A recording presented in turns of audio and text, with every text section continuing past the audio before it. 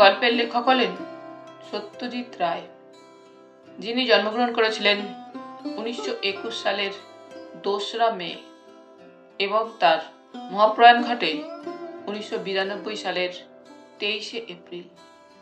তার প্রতি গভীর শ্রদ্ধা নিবেদন করে শুরু করছি আজকের গল্প আমি ভূত।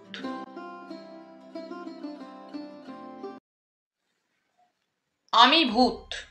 আজ থেকে ঠিক 3.5 বছর আগে আমি জ্যান্ত ছিলাম। সেই সময় এই দেওঘরের এই বাড়িতেই আগুনে পুড়ে আমার জ্যান্ত অবস্থার শেষ হয়। এই বাড়ির নাম লিলি ভিলা। আমি এখানে এসেছিলাম আমার এক বন্ধুর সঙ্গে ছুটি কাটাতে।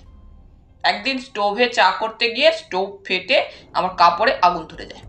আমার মুখেও আগুন লেগেছিল, এইটুকু আমার মনে আছে। তারপর আর কিছু মনে নেই। তারপর থেকে আমি এই বাড়িরই বাসিন্দা হয়ে গেছি। আমার চেহারা এখন কিরকম তা আমি নিজে জানি না, কারণ আয়নায় ভূতের ছায়া পড়ে না। জলেও যে পড়ে না সেটা বাণুজ্যদের পুকুরে পরক্ষণে দেখেছি। খুব যে আহামরি চেহারা নয় সেটা বুঝেছি একটা ঘটনা থেকে। লিলি ভিলায় 2 বছর আগে একটা পরিবার ছুটি কাটাতে এসেছিল। সেই পরিবারের কর্তা একদিন আমার মুখোমুখি পড়ে গিয়ে চোখ কপালে তুলে ভিড়মি গিয়েছিলেন। দোষটা আমারই। ভূত দেখা দেবে কি অদৃশ্য থাকবে সেটা ভূতের মর্জির ওপরই নির্ভর করে। আমি অদৃশ্য থাকতে চেয়েছিলাম, কিন্তু অন্যমনস্কতার ফলে ভুল করে দেখা দিয়ে ফেলেছিলাম। এই ঘটনার পরে বুঝতে পেরেছিলাম যে আগুনে পড়ে শরীর আর মুখের যে অবস্থা হয়েছিল, ভূত হয়েও সেই অবস্থাটাই রয়ে গেছে। এই ভিড়মি দেবার ঘটনার পর থেকেই এ বাড়িতে আর কেউ আসে না, কারণ হানাবাড়ি বলে এটার একটা বদনাম রটে গেছে। আমার পক্ষে এটা লোকসান, কারণ বাড়িতে জ্যান্ত লোকজন থাকলে আমার বেশ ভালোই লাগে। না হলে তো সেই একা একাই দিন কাটানো। ভূত এ তল্লাটে আরো অনেক আছে, কিন্তু এ বাড়িতে তো নেই, কারণ এখানে আর কেউ কখনো অপঘাতে মরেনি। শহরের অন্য জায়গায় যে ভূত আছে তাদের সকলকে আমার পছন্দ নয়। কয়েকজন তো রীতিমতো মন্দ, যেমন নস্করদা বা ভীম নস্করের ভূত। ওর মতো কুচক্রি ফন্দিবাজ ভূত দুনিয়ায় দুটো হয় না। ওই দেওঘরে কিছুদিন আগে লক্ষণ ত্রিপাঠী বলে এক পোস্টমাস্টার ছিলেন। লক্ষণের সঙ্গে সাপে নেউলে সম্পর্ক ছিল স্টেট ব্যাংকের কর্মচারী কান্তিভাই দুবের। এক সন্ধ্যায় লক্ষণ ত্রিপাঠী পোস্ট অফিস থেকে বাড়ি ফিরছেন। শাহবাবুদের বাড়ি পেরিয়ে মাঠটার কাছে আসতেই ভীম নস্করের ভূত করলো কি, ঝপ করে একটা তেঁতুল গাছ থেকে নেমে ত্রিপাঠী মশাইয়ের ঘাটটা মুটকে দিল। তারপর সে কি হই হুল্লোড়, থানা দারোগা, কোর্ট কাচারি, মামলা মোকদ্দমা, সব শেষে ফাঁসি পর্যন্ত। কার ফাঁসি? লক্ষণ ত্রিপাঠীর দুশ্মন কান্তিভাই দুবের। যে খুনটা করলো ভীম নস্করের ভূত, ঘটনাচক্রে সেই খুনের জন্য দায়ী হলো কান্তিভাই দুবে। এই উদর বোঝা যে বুদোর ঘাড়ে চাপবে সেটা জেনে শুনেই নস্করের ভূত করেছিল কাণ্ডটা। আমি বাধা দিয়ে নস্করদাকে বললাম যে তুমি কাজটা ভালো করনি। ভূত হয়েছ বলেই যে জ্যান্ত মানুষের অপকার করতে হবে এমন তো কোনো কথা নেই। তুমি তোমার রাজ্যে তোমার ধান্দা নিয়ে থাকো, আর জ্যান্তরা থাকুক তাদের ধান্দা নিয়ে। দুই জগতের ঠকাঠকি হলেই যত অনাসৃষ্টি। আমি নিজে সজ্ঞানে কোনো জ্যান্ত মানুষের অনিষ্ট করতে যাইনি। বিশেষ করে যেদিন থেকে বুঝেছি যে আমার চেহারাটা মানুষের মনে আতঙ্ক জাগায়, সেদিন থেকে আমি একদম সাবধান। লিলি ভিলার পিছনে আম কাঁঠাল বনের এক পাশে একটা পুরানো ভাঙা মালির ঘর আছে, সেইখানেই আমি পড়ে থাকি বেশিরভাগটা সময়। অবশ্যই লিলি ভিলা এখন অনেকদিন থেকেই খালি, কিন্তু কাছেই চৌধুরী বাড়ি থেকে ছেলেরা এখানে লুকোচুরি খেলতে আসে। আশ্চর্য, এই ছেলেগুলোর একদম ভূতের ভয় নেই, কিংবা হয়তো ভূত আছে জেনেই তারা এখানে আসে। যাই হোক, সেই সময়টা আমাকে একদম অদৃশ্য থাকতে হয়। বড়রাই যদি আমাকে দেখে ভিড়মি যায়, তাহলে ছোটদের কি অবস্থা হবে ভাবো তো। না, ওসবের মধ্যে আমি নেই। তবে এটাও ঠিক যে ভূতেদেরও একা একা লাগে। আমারই একটা গলতির জন্য লিলি ভিলা এখন হানাবাড়ি, তাই এখানে কেউ এসে থাকতে চায় না। আর আমিও জ্যান্ত মানুষের গলার আওয়াজ, তাদের চলাফেরা, কাজকর্ম, হাসি তামাশার শব্দ কিছুই পাই না। তাই মনটা এক এক সময় হুহু করে ওঠে। জ্যান্তরা যদি জানতো যে ভূতেরা তাদের সান্নিধ্য কত পছন্দ করে, তাহলে কি তারা ভূতকে এত ভয় পেত? কখনোই না। কিন্তু লিলি ভিলাতেও শেষ পর্যন্ত লোক এসে হাজির হলো। একদিন সকালে একটা সাইকেল রিক্সার হর্ন শুনে ঘর থেকে গলা বাড়িয়ে দেখি রিক্সা থেকে মাল নামছে। কজন লোক? 2 জন, একজন বাবু আর একটা চাকর। তাই সই, বেশি লোকের দরকার নেই আমার, নাই মামার চেয়ে কানা মামাই ভালো। ভূতরা দূর থেকেই খুব স্পষ্ট দেখতে পায়, তাই বলছি। বাবুটির বয়স বছর 50-এর কাছাকাছি, বেঁটে, মাথায় টাক, খোঁচা খোঁচা গোঁফ, ঘন ভ্রু আর ভ্রুকুটি করা চোখ। বাড়িতে ঢুকেই চাকরটিকে বাবু বললেন, সব দেখে শুনে বুঝে নাও, আধ ঘন্টার মধ্যে আমার চা চাই, তারপর আমি কাজে বসবো। এই কথাগুলো অবশ্য আমি মালির ঘর থেকেই শুনতে পেলাম। আমরা যেমন দেখি বেশি, তেমনি শুনিও বেশি। আমাদের চোখ কান দুটোই যেন দূরবীনের মতো কাজ করে। চাকর আধ ঘন্টার মধ্যেই বাবুকে চা বিস্কুট এনে দিল। বাবু তখন বাগানের দিকের ঘরটায় তার বাক্স খুলে জিনিসপত্র বার করে গুছিয়ে রাখছেন। জানালার সামনে একটা টেবিল চেয়ার, তার উপর দোয়াত, কলম, কাগজ সব রাখা হয়েছে। ইনি তাহলে লেখক? খুব নামকরা লেখক কি? হ্যাঁ, তাই। ভদ্রলোক আসার ঘন্টা খানেকের মধ্যেই দেওঘরের জনাষ্টেক বাঙালি এসে হাজির হলো লিলি ভিলাতে। তখনই জানলাম ভদ্রলোকের নাম নারায়ণ শর্মা।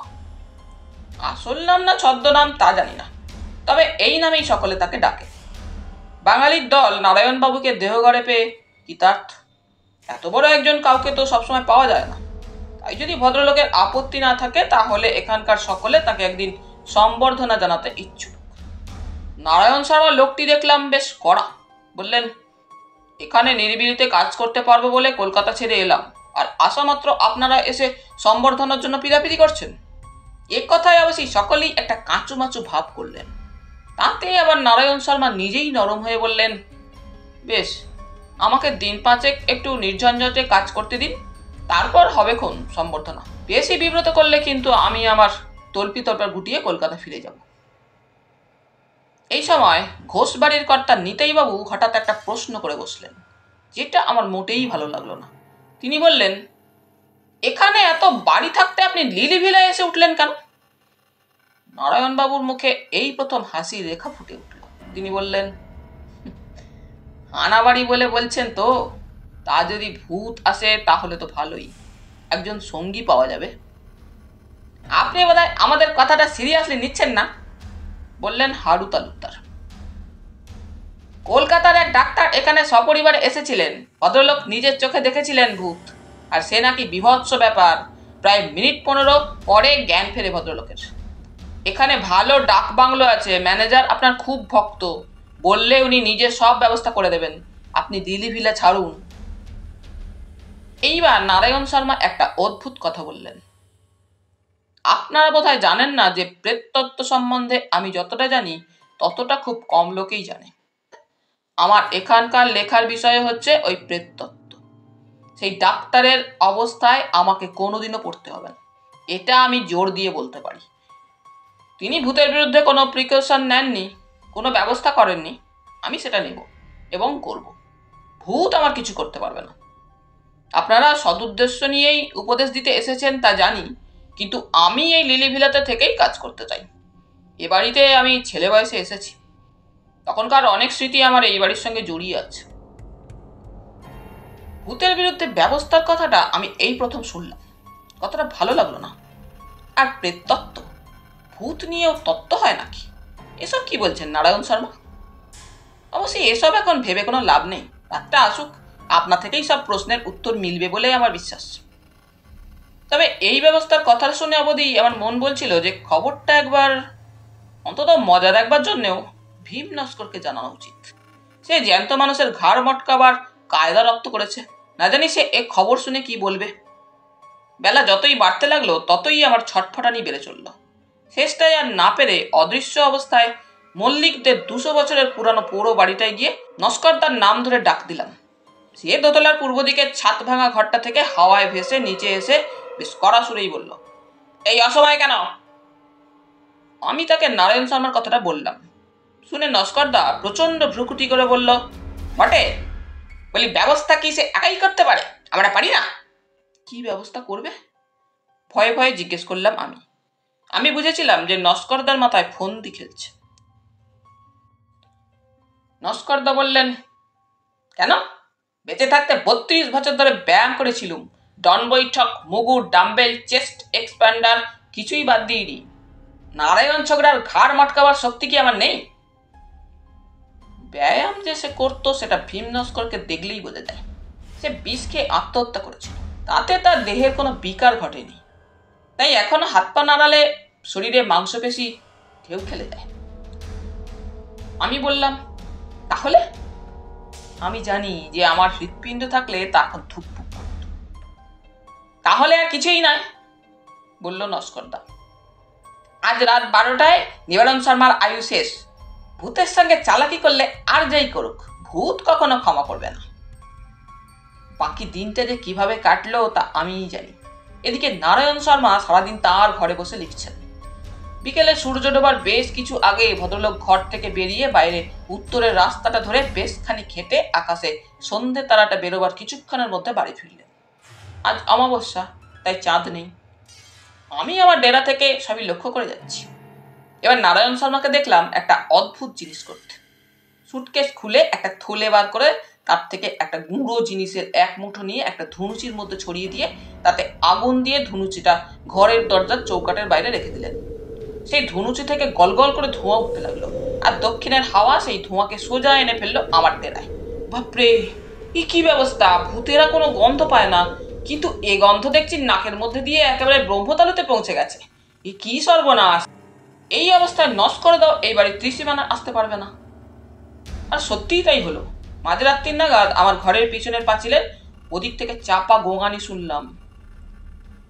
সুধান্না, সুধান্না। সুধান্না আমার নাম। বাইরে বেরিয়ে দেখি রাস্তার ধারে ঘাসের ওপর নাক টিপে বসে আছেন ভীম নস্কর।